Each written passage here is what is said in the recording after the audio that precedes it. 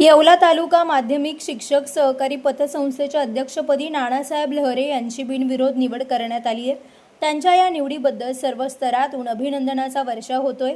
या यशाचे औचित्य साधून येवला भाजप युवा मोर्चाचे नगरसेवक समीर समदडिया यांच्या हस्ते लहरे यांचा शाल आणि पुष्पगुच्छ देऊन गौरवपूर्ण सत्कार करण्यात आला।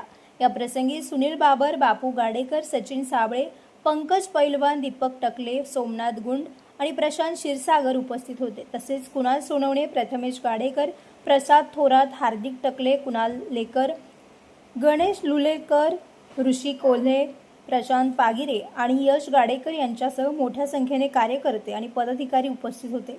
लहरे यांच्या मार्गदर्शनाखाली पतसंस्थेची प्रगती होईल असा विश्वास यावेळी मान्यवरांनी व्यक्त केला। Bureau report, Sachin Wakhare, Yeola. प्रमोददादा पाटील यांच्या मार्गदर्शनाखाली जिव्हाळ्याची असणारी शिक्षकांची जी बँक आहेत, येवला तालुका शिक्षक सोसायटी, या सोसायटीच्या चेअरमनपदी माझी निवड झाली।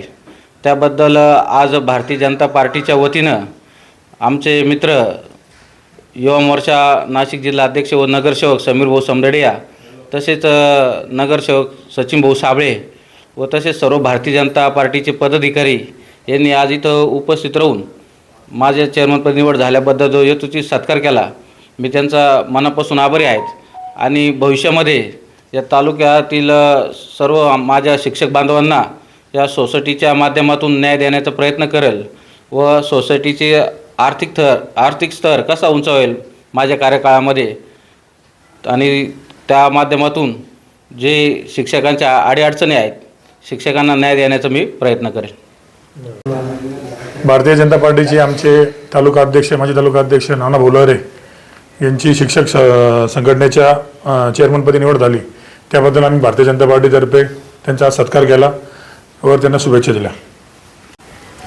आपले माजी तालुका अध्यक्ष भारतीय जनता पार्टी नानासाहेब लहरे यांची येवला तालुका शिक्षक सोसायटीच्या चेअरमनपदी निवड झाली।